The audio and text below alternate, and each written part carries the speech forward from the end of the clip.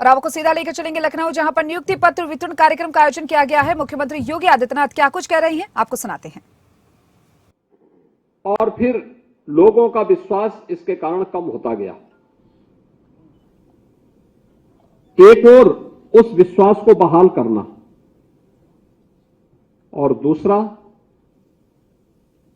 उत्तर प्रदेश फिर से शिक्षा का एक हब बन सके। भारत की आध्यात्मिक और सांस्कृतिक विरासत का प्रतिनिधित्व उत्तर प्रदेश करता है,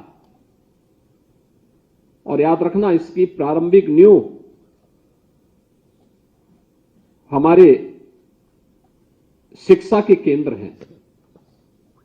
राष्ट्रीय शिक्षा नीति को प्रभावी ढंग से लागू करते हुए इस जनविश्वास के प्रतीक के रूप में अपने कॉलेज को और अपने आप को स्थापित करना, ये दो प्रकार की चुनौतियों से आपको जूझते हुए कार्य करना है। लंबे समय से मांग हो रही थी, इंटर कॉलेजेस के प्रधानाचार्य की नियुक्ति की प्रक्रिया को भी समयबद्ध ढंग से आगे बढ़ाया जाए। ऐसा नहीं कि कहीं बाधित भी रहा हो। पिछले 6 वर्ष के अंदर लगभग 6 लाख सरकारी नियुक्तियां हम लोगों ने प्रदेश से दी हैं, जिसमें से 1,64,000 तो केवल शिक्षकों की है। बेसिक और माध्यमिक शिक्षा में शिक्षकों की 1,64,000 से अधिक भर्तियां हुई हैं। एक बड़ी संख्या है। और यह भी व्यवस्था दी गई कि हमारे शिक्षा के केंद्र, हमारे शिक्षण संस्थान शिक्षक विहीन न हो। अगर कोई शिक्षक रिटायर हो गया है तो रिटायरमेंट के बाद उनको एक निश्चित मानदेय पर, एक फिक्स मानदेय पर तब तक उनकी सेवाएं ली जाएं जब तक कि नए शिक्षक की तैनाती न हो जाए।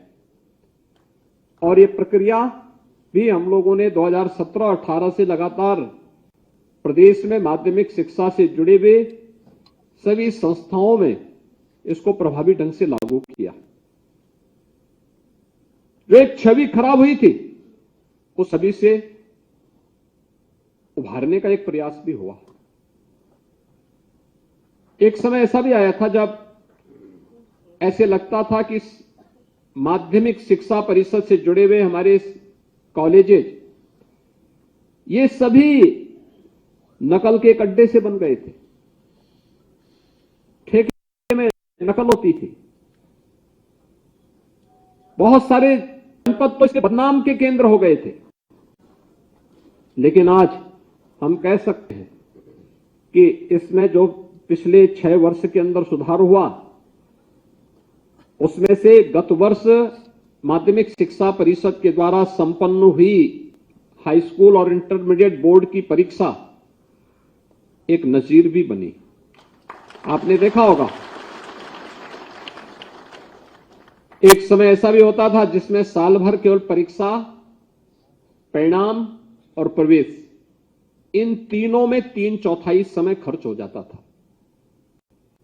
यानी 3 महीने तक परीक्षा, अगले 3 महीने परिणाम आने में और अगले 3 महीने प्रवेश होने में लग जाते थे।